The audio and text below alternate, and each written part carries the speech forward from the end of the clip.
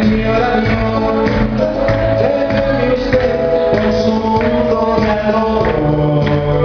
Señora mío,